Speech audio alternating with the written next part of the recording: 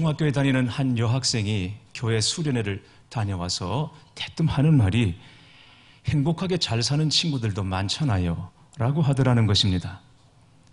갑자기 왜 그런 말을 하느냐라고 물었더니 수련회 강사들이 한 메시지 중에 간정이나 예화들이 좀 무겁게 다가왔던 것입니다. 깨어진 가정, 가출, 가난, 비행 이런 온갖 어려움을 극복해낸 승리의 드라마를 강조하는 과정에서 고생담을 더 부각시켰던 것입니다. 오히려 더 많은 친구가 사랑을 받으면서 믿음으로 열심히 살고 있어요. 그리고 착하고 괜찮은 친구도 많아요. 그게 하나님의 은혜이고 감사해야 할 일이라는 것도 강조했으면 참 좋았을 뻔했어요.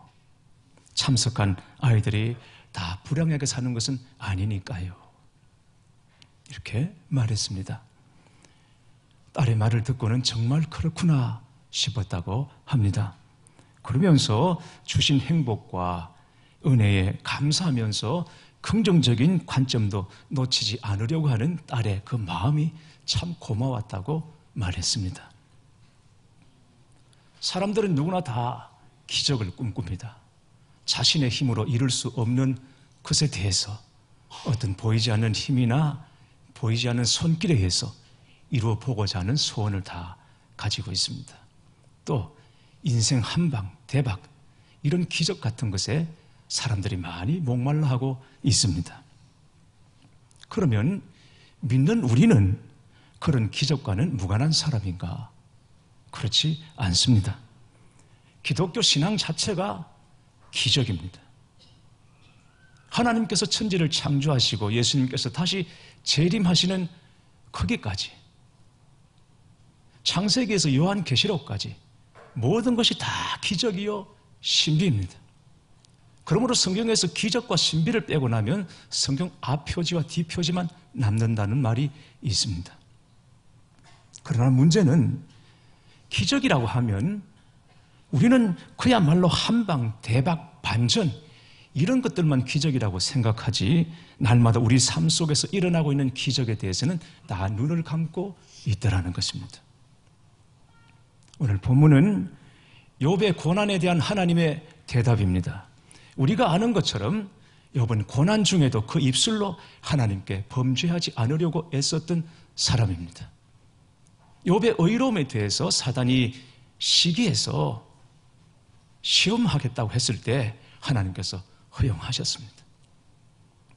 그러자 갑자기 집안의 재앙이 연쇄적으로 몰아닥치고 자식들은 한 자리에서 다 죽습니다.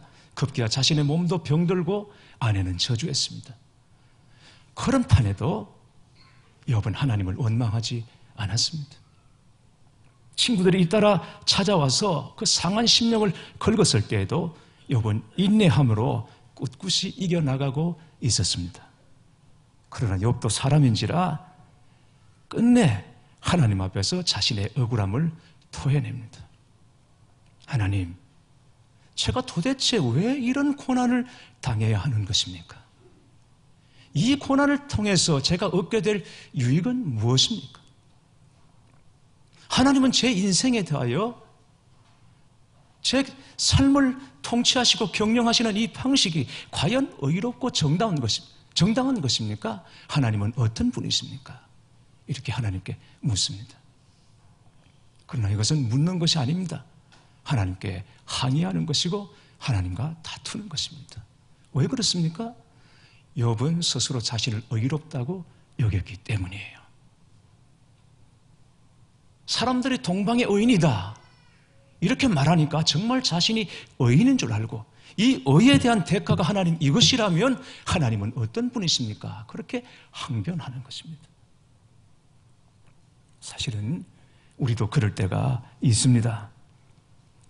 잘 믿다가 뜨겁게 섬기다가 헌신도 하고 충성도 하다가 어느 때는 하나님에 대하여 회의가 생기고 하나님에 대해서 원망도 일어나고 하나님이 어찌 이러실 수 있냐고 하나님의 선하심과 하나님의 사랑은 도대체 무엇이냐고 따져 묻고 싶을 때가 있는 것입니다. 욥이 그런 심정으로 하나님께 묻습니다. 그러나 그가 당한 고난의 강도를 생각하면 이보다 훨씬 더 격하고 거칠었을 것입니다. 하지만 하나님은 그런 욥을 향해 사오정 같은 말씀을 하십니다. 욥이 묻는 질문에 대답하시지 않고 하나님의 하나님 되심을 드러내십니다.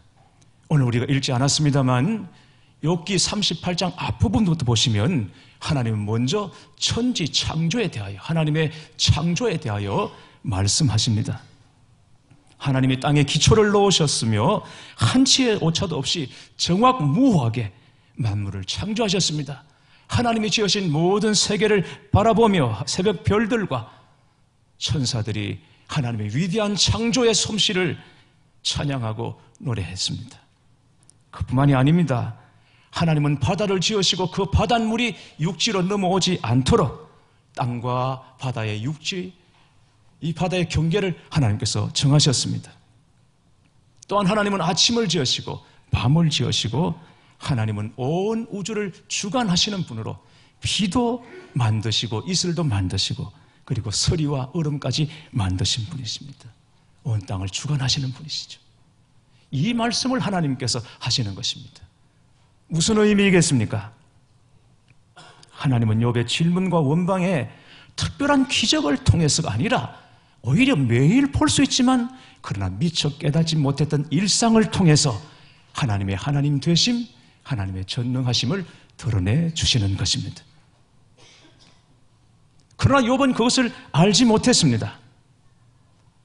이 일상 속에서 일어나고 있는 하나님의 하나님 되심, 하나님의 전능하심, 그리고 그 가운데 다스리시고 통치하시고 각 인생들을 경영하시는 하나님의 계획에 대해서, 섭리에 대해서 욥은 알지 못했던 것이죠. 하지만 하나님의 말씀을 듣고 난 다음에 욥은 마침내 하나님께 항복하고 맙니다. 하나님이 어떤 분이신지 알고 난 다음에 욥은 더 이상 할 말이 없어졌습니다. 더 이상 질문도 항변도 다툴 것도 없고 오히려 자신의 입을 다물고 맙니다. 그래서 욥기 40장 4절에서 5절 말씀을 보시면 욥이 이렇게 고백합니다. 보소서, 나는 비천하오니 무엇이라 주께 대답하리이까? 손으로 내 입을 가릴 뿐이로소이다. 내가 한 번 말하였사온즉 다시는 더 대답하지 아니하겠나이다. 하나님의 말씀을 듣고 난 다음에 자신이 하나님께 말하는 것 자체가 이건 구차한 것이고 의미 없다는 것을 알았습니다. 손으로 제 입을 가릴 뿐입니다.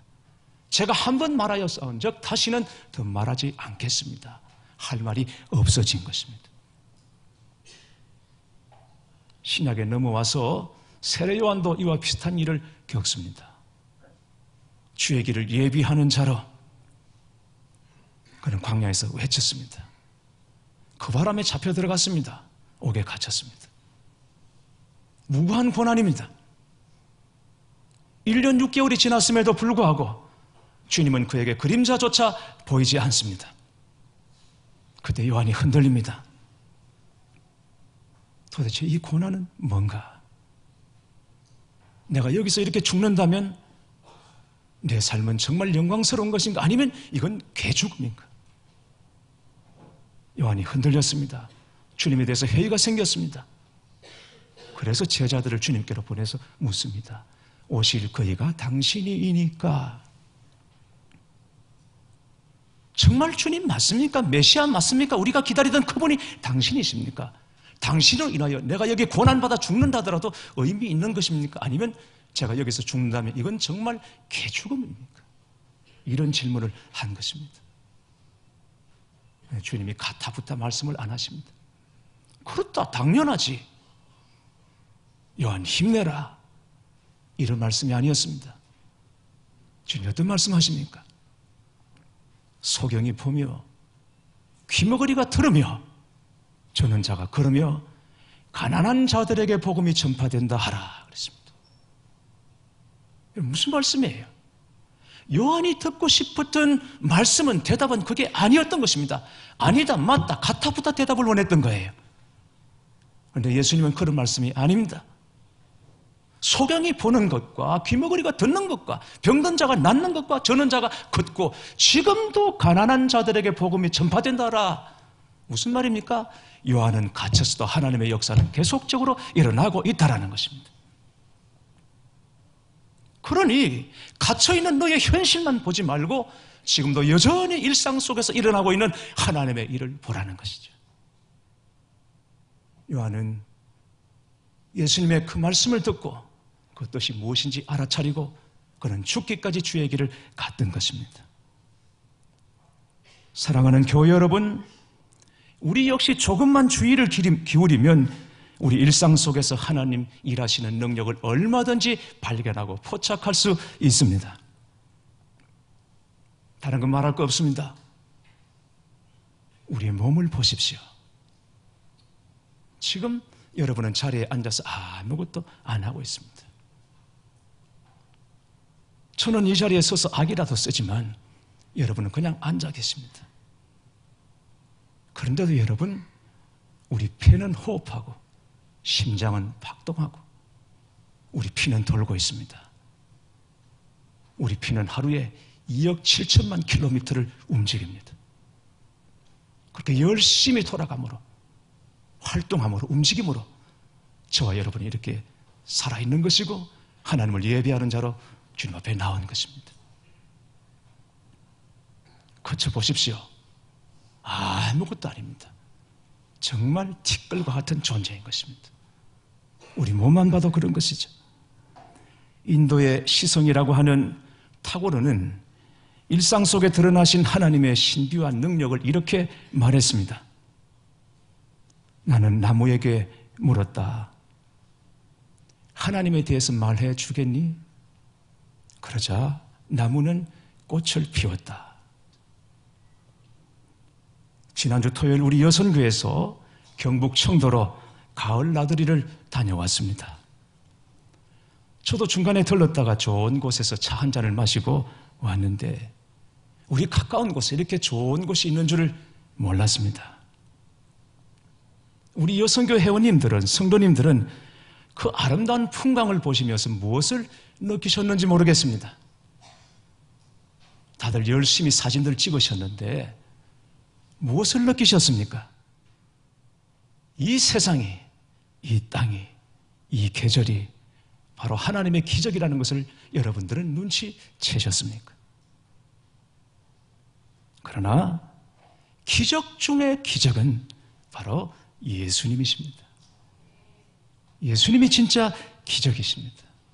예수님이 이 땅에 오신 것, 예수님이 십자가에 못 박혀 죽으시고 부활하신 것, 예수님께서 하늘에 오르신 것, 예수님의 생애 전체가 기적 중의 기적, 최고의 기적인 것입니다.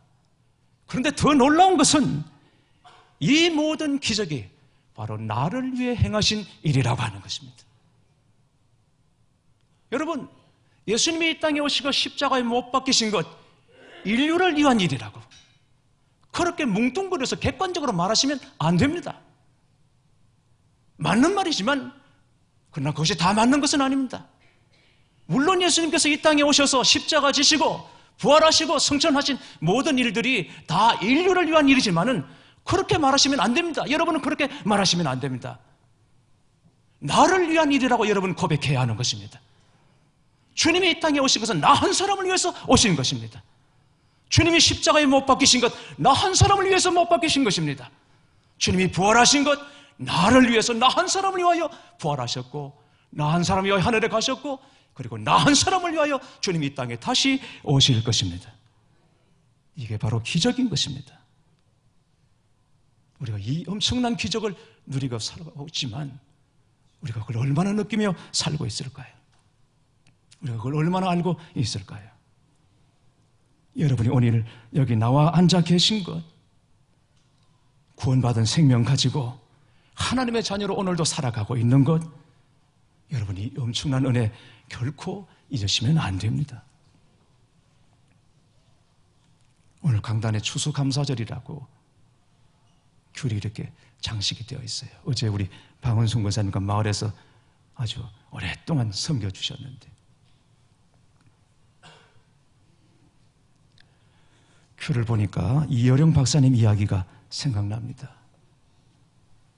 이 박사님이 10살 때 어머니가 병이 나서 서울에서 수술을 받고는 얼마 안 되어 유골이 되어서 돌아왔다고 합니다.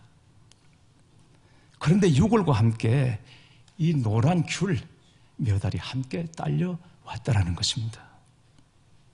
이 귤은 당시 전쟁 중에 어렵게 구해서 병문하는 손님들이 가져온 것이었습니다. 어머니는 병중에 목이 타는데도 먹지 않고 자식들을 주려고 그냥 머리맡에 두고 보셨던 것이죠.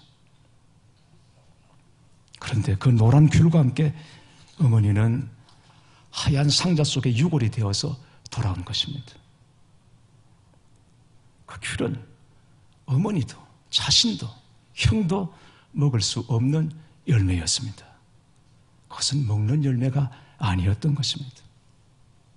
이 박사께서 말했습니다. 그것은 사랑의 태양이었고 그리움의 달이었다고 말합니다. 그래서 몇 알의 귤은 누구도 먹지 못한 채로 어머니와 함께 땅에 묻었습니다. 지금은 그리스도인이 되셨으니 어떠신지 모르겠습니다만 이전에 어머니 산소 갈 때마다 꼭 귤을 산다고 합니다.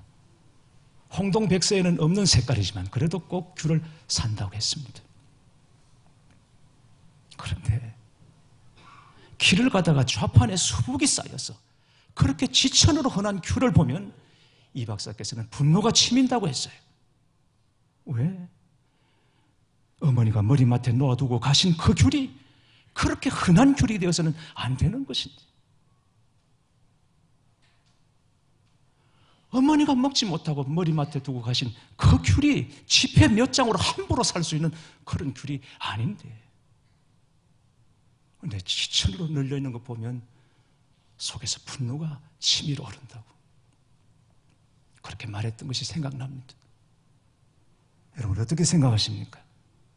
우리 구원이 그렇지 않아요? 우리가 너무나 큰 하나님의 은혜 안에서 살아가고 있으면서도 하나님의 은혜가 너무 크니까, 너무 놀라우니까 우리가 그걸 감지를 못해요. 알지를 못하는 거예요. 지구가 돌아갈 때 소리가 너무 크니까 우리 귀가 그걸 인지를 못하는 거죠. 인식을 못하는 것처럼 하나님의 은혜가 너무 크다 보니까, 십자가 사랑이 너무나 놀랍다 보니까 우리가 그걸 다 잊고 살아갑니다. 모릅니다. 지구 돌아가는 소리를 듣지 못하는 것처럼 하나님의 그 놀랍고 크고 완전하신 사랑을 우리가 모르는 거예요. 그리고는 자꾸 딴 것만 생각하고 딴 것만 바라고 거기 마음을 빼앗기고 그렇게 살아가는 것이죠. 얼마 전에 아내와 영화 한 편을 봤습니다. 오일의 마중이라는 영화였습니다. 중국 문화혁명 때 그 치열한 이념의 시기에 남편이 공안에 끌려가는 바람에 가슴 아픈 이별을 겪었던 부부의 이야기였습니다. 혁명이 끝이 나고 가까스로 풀려난 남편이 오일에 돌아간다 하는 편지를 보내고는 오일의 집으로 돌아왔습니다.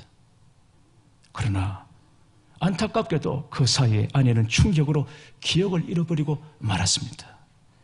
그래서 그토록 기다리던 남편이 돌아왔지만 남편을 알아보지 못합니다. 그런 남편을 지켜보아야 하는, 아내를 지켜보아야 하는 남편. 아내는 매번 달력에 동그라미를 치면서 매월 5일이 되면 기차역에서 돌아오지 않은 남편을 기다리다가 늙어간다는 이야기였습니다. 저는 바로 이게 우리의 이야기일지도 모른다 하는 생각을 했습니다.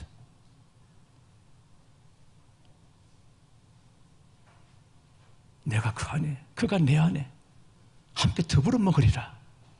여러분, 우리가 주님과 함께, 우리가 주님 안에, 주님이 우리 안에 함께 더불어 먹는다는 것, 이보다 더 큰 기적이 어디 있습니까? 이보다 더 놀라운 은혜가 여러분 어디에 있습니까? 그러나 이건 기적이라고 생각하지 않습니다. 그저 내 생각대로 또 한 방을 바라고 대박을 바라면서 모든 것이 다 내 생각, 내 뜻, 내 소원대로 되어야, 여러분 그래야 은혜입니까? 그래야 기적인 것입니까? 요한복음 5장에는 베데스다 연못가에서 38년 동안 자기 힘으로 걸어보지 못한 한 병든 자의 이야기가 나오죠. 그는 태어나면서부터 걷지 못한 장애연, 불구자였습니다. 누군가 매일 그 베데스다 연못가에 그를 앉혀놓고 또 저녁에 데려가고, 그에게 유일한 소망이 있다면 전설 하나를 붙잡고 있는 것입니다. 가끔 천사들이 내려와서 그 물을 흔들 때, 그 물결이 일어날 때, 그때 가장 먼저 그 물에 뛰어드는 환자는 어떤 환자든지 낫는다는, 그런지 아닌지를 모를 전설 하나를 붙잡고는 매일같이 소망 없는 그 자리에 와 있는 것입니다. 설령 물이 흔들릴 때 누군가가 뛰어들어가서 낫는다 하더라도 그게 여러분 얼마나 희박한 가능성이에요. 그럼에도 불구하고 갈 때까지 가고 더 이상 손 쓸 수 없는 사람들이 지푸라기 잡는 심정 가지고 거기 몰려들어서 각종 병자들로 가득해서 행각을 5채나 지어서 그들이 거기 기다려야 할 정도로 사람들이 모였습니다. 교회 여러분, 이 병자들의 비극이 무엇입니까? 그들의 비극이 무엇이죠? 그들은 저마다 자기들이 꿈꾸는 기적을 기다리고 있다는 것입니다. 물이 흔들릴 때 먼저 들어가야지. 그게 가능한 일인지 어떤지는 알 수 없어도 많은 환자들은 거기서 자기들이 생각하는 기적만 붙잡고 있다는 것이죠. 그러나 진짜 기적은 물이 흔들리는 것이 아니라 그들 가운데 찾아오신 예수님이셨던 것입니다. 예수님이 기적이셨던 것이죠. 그래서 예수님께서 찾아오셔서 그들이 기대하는 대로 행하신 것이 아니라 물 한 방울 머리에 묻히지 않고 발에 묻히지 않고도 말씀으로도 그를 일으켜 내셨던 것입니다. 사람들은 몰랐어요. 다 저마다 자기들이 생각하는 기적에 집착하고 있었던 것이죠.